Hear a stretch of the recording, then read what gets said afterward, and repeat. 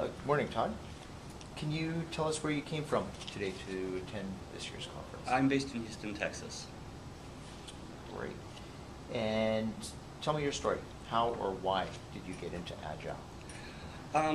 I first got into Agile, or the precursor to Agile. I met Jim Highsmith at a conference in 1998, and I said, this guy's a really smart guy. And I knew he was a smart guy because I was agreeing with things he was saying.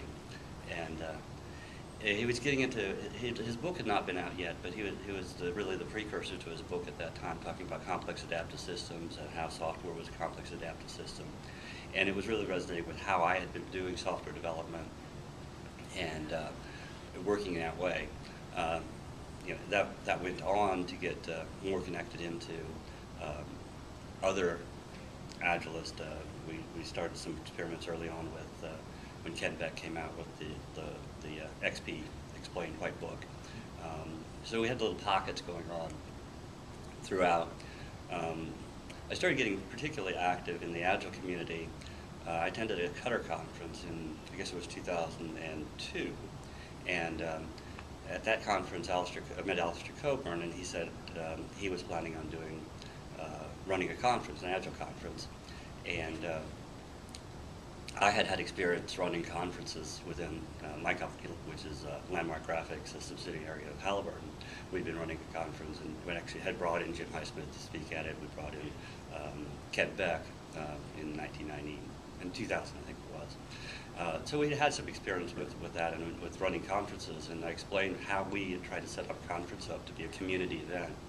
And Alistair was very interested in that. So he and I hooked up together, and eventually that led to the first conference that the Agile Alliance put on, the Agile Development Conference in 2003 in Salt Lake City. I just really enjoyed being with the community, being able to contribute part both from what I'd learned about software, but also a little bit about conference organization. I went on to run the conference in Agile ADC 2004. We then were, at that time there was the XP Agile Universe Conference also ongoing, and there was an effort to bring the two together. So I pulled those two together and ran the Agile 2005 conference in Denver.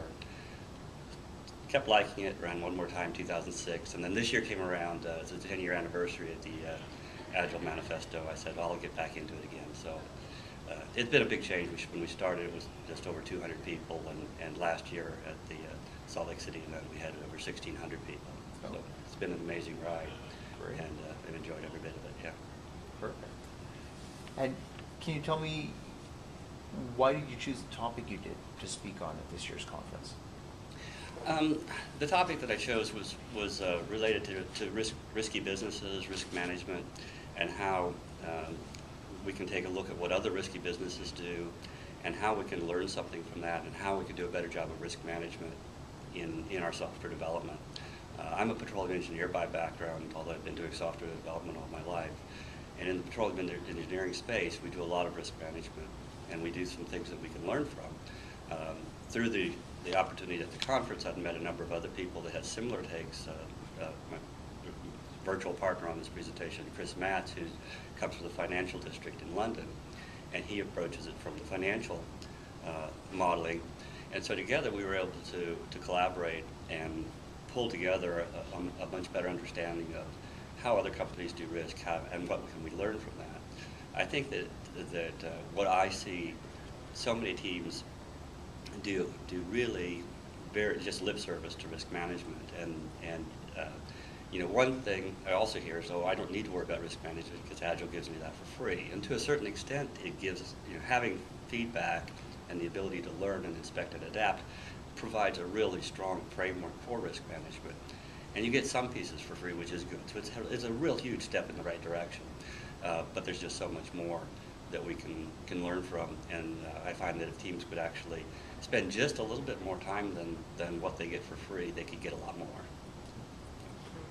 So that was the reason for the topic, an area of interest, and I think it's something that people can learn from. Yeah. Oh, sounds great. And one of the themes of this year's conference is hunting agile elephants. Can you give me an example of an elephant you found to challenge an organization? Well, it's interesting. I was privileged to be part of that initial discussion of finding the elephants in the first place.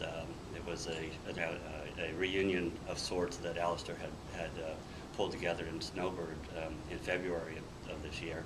And in the afternoon, a bunch of people went off to ski, and a few others of us hung around and said, well, what can we do? And just before we had a break, David Anderson had mentioned elephants in the room, in particular referring to the Agile Alliance and what his role was.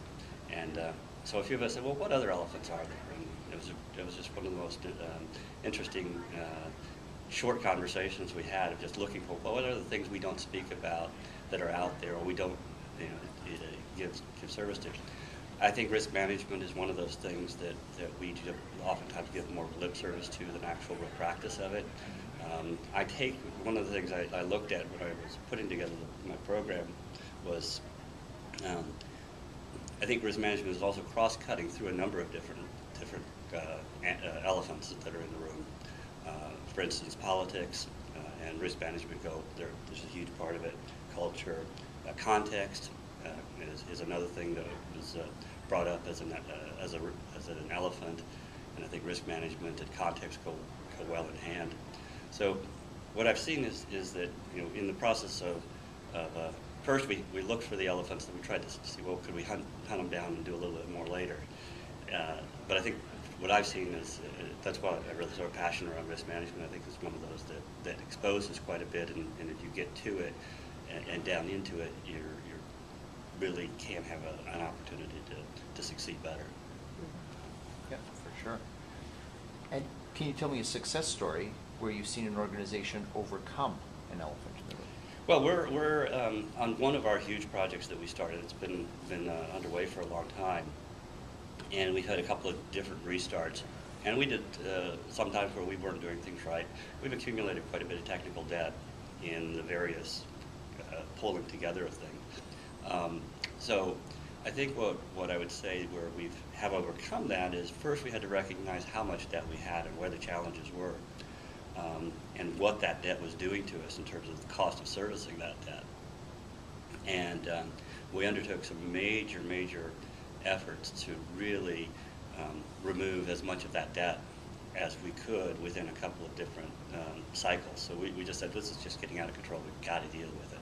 And I think that that realization of the fact that the technical debt is holding us back, it's a boat anchor, and we've still got a ways to go on it, but we've made a huge inroad into removing big chunks of it that have increased our overall velocity substantially.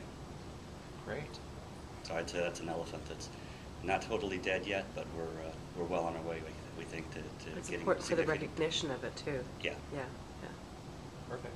Well, thank you so much for your time today. Okay, thank you. Good.